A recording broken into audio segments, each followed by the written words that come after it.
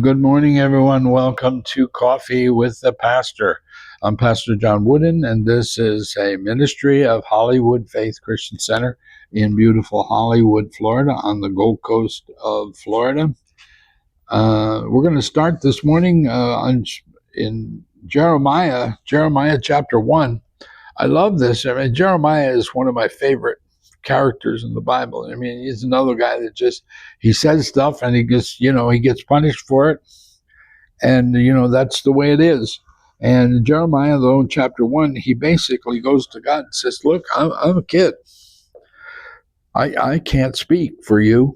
You want me to speak for you, and I don't know that I can. And the Lord says to him, behold, don't say that you're a youth. But the Lord said to me, I do not say I am a youth. For you shall go to all those I send you, and whatever I command you, you shall speak. And he says, don't look at their faces. In other words, if you give a word and they don't like it, too bad. I told you to go there. I told you to say this. You stand in my proxy. I will give you the words and put the words in your mouth. You see, I have said this day that set you over the nations and over kingdoms. And when he asks young Jeremiah, about the first thing, he says, it's an almond tree, and he says, you perceive it right. And he says, but you have seen well, for I am watching over my word to perform it. Wow. I love that. I love that. God is watching over his word that it will come to pass, regardless of how long it takes, regardless of what the circumstances are. He says, I'm watching over my word. And he's watching over the prophetic word over your life. He's watching over his own word, Jeremiah 29:11, that says that I know the plans I have for you, the plans to prosper you and not to harm you. Wow. To give you a future and a hope.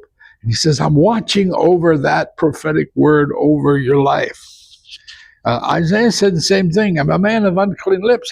How can I speak for you?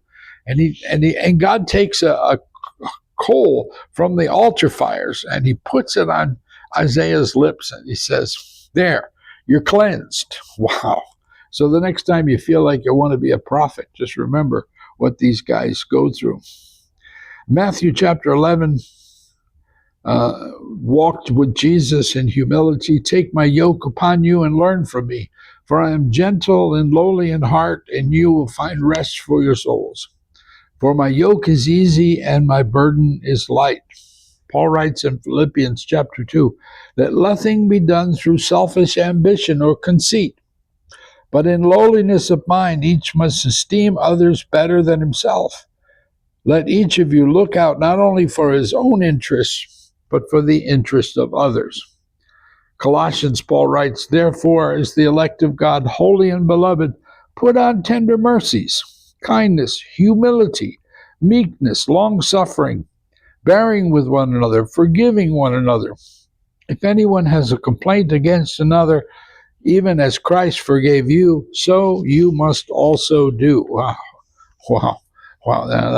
That's hard. That's hard, Lord. That's hard. You don't know what they did to me. You don't know what they said about me. And he says, I don't care. You have to forgive them because I have forgiven you. 1 Peter 5 says this, likewise, you younger people, submit yourselves to your elders.